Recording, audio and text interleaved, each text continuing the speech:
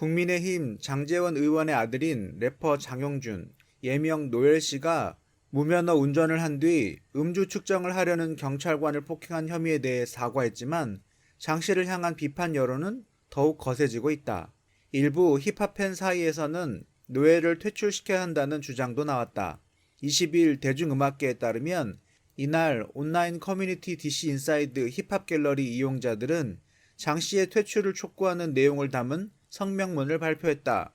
이들은 성명문에서 래퍼 노엘은 여러 오디션 프로그램에 출연해 두각을 나타낸 힙합 아티스트로서 한정된 스타일이 아닌 여러 장르를 소화해내는 능력을 선보여 많은 팬들로부터 사랑을 받았다며, 하지만 두 차례의 음주운전으로 팬들에게 큰 실망을 안겼으며 힙합계의 명예를 실추시켰다고 했다.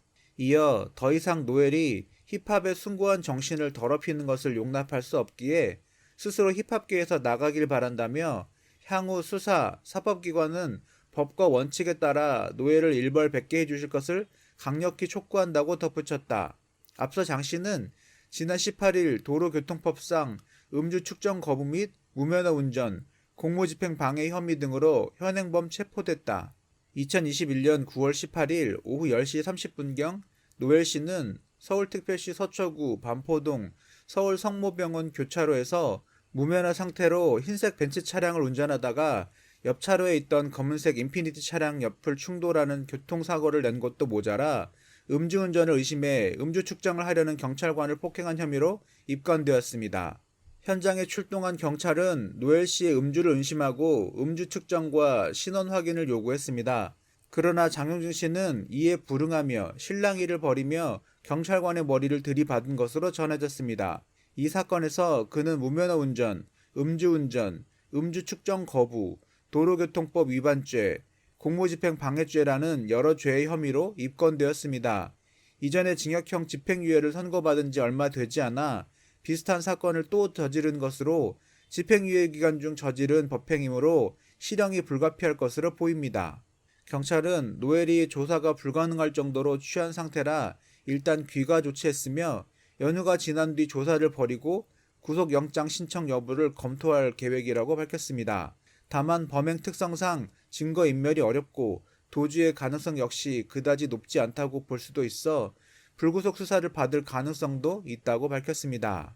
하지만 불구속 수사를 받는다고 해도 집행유예 기간 중 동종 범죄를 저지른 것이고 피해자가 있는 범죄가 도로교통법 위반죄 단 하나밖에 없으므로 피해자와 합의를 본 걸로 재판부의 선처를 구한다는 전략을 쓰기가 힘들어 실형을 피하기가 매우 힘들어 보입니다. 경찰 관계자는 현장에서 장 씨를 현행범 체포해 간단한 조사를 했으며 추후 장 씨를 소환해 사건 경위를 조사할 계획이라고 밝혔습니다. 이후 노엘은 인스타그램 스토리로 사과문을 게재했습니다. 뭐라고 드릴 말씀이 없다. 제가 받아야 하는 죗값은 모두 달게 받고 조금 더 성숙한 사회 구성원이 되도록 노력하겠다고 밝혔다. 이어 팬 여러분들로부터 시작해 저로 인해 피해를 입으신 많은 분들께도 정말 죄송하다며 사과했습니다. 하지만 이미 반응은 싸늘한 편입니다. 재난지원금 수령 국민 비하를 비롯한 수많은 사건 사고를 일으킨 탓입니다. 이번 사건으로 인해 멜론 팬수도 하락세를 보이고 있습니다. 원래 음악과 인성은 별개다라며 노엘 음악에 대해 좋게 평가하던 팬들조차 더 이상 꼴도 보기 싫다며 아예 음악계에서 퇴출했으면 좋겠다는 반응을 보이고 있습니다. 이번 일로 누리꾼들은 그를 동정하는 이들은 아예 사라졌고 당장 교도소에 보내버리라는 목소리도 있는 한편 그의 아버지 국회의원 장제원에게도 정계 은퇴를 요구하거나 아예 호적에서 파버리라는 비난의 목소리도 높아지고 있습니다. 래퍼로 활동하는 노엘 씨는 2000년 5월 30일생으로 23세이며 지난 2017년 엠넷 고등 래퍼에 출연하며 얼굴을 알렸습니다. 이 과정에서 일부 누리꾼들은 장용준의 과거를 폭로했고 장용준은 미성년자 성매매 시도 의혹으로 중도 하차했습니다.